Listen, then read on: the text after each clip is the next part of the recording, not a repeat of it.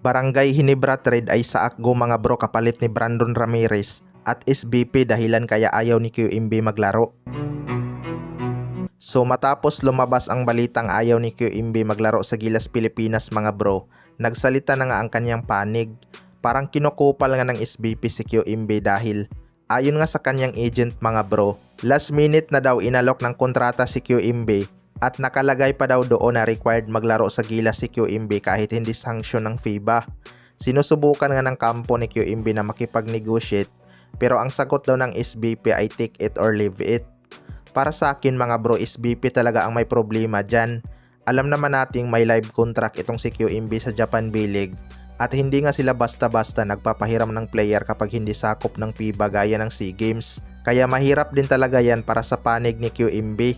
Tapos si QMB pa mismo yung gumalaw para maging local siya dahil walang ang ginawa ang SBP. Pero di ko alam kung kay QMB lang ba yan ginawa ng SBP dahil sina Dwight Ramos, Kikyo at Carl Tamayo wala namang problema simula ng programa ni Coach Tim Con. Hindi rin naman sila naglaro sa SEA Games so malinaw na wala sa kanilang kontrata na maglaro sila kahit hindi sakop ng FIBA ang tournament. Masyado namang unfair kay QMB ang SBP mga bro kung totoo man yan. Malaking bagay pa naman sana siya lalo na't kailangan natin ng batang sentro laban sa mga powerhouse team na Australia at New Zealand. Kaya sana maayos pa yan.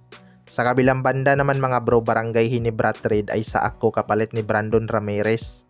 Ito nga Barangay Hinebra ay kailangan ng matigas na big man mga bro para sa upcoming Commissioner's Cup. Marami kasing malalaking import na posibleng magpapahirap sa kanila sa pinted area.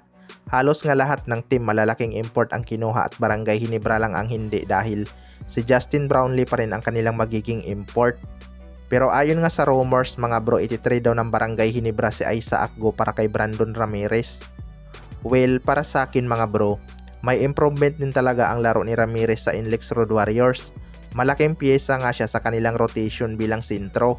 Malaki lang ang katawan nito pero undersized naman siya sa kanyang position mga bro. 6'4 lang kasi itong si Brandon Ramirez. Pero kaya naman itong mga labaw sa ilalim. Si Aiza Akgo naman ay 6'7 pero malambot nga ang katawan nito mga bro. Parang small version lang to ni Greg Slaughter. Hindi ko lang alam kung may ititigas pa ba ang katawan nito kapag na-develop niya na ang kanyang lakas.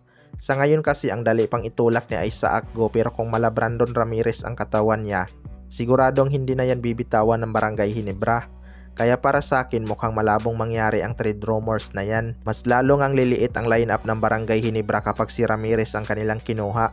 Kailangan nga ng Barangay Hinebra yung may shot blocking ability na big man at kayang dominahin ang rebounding department.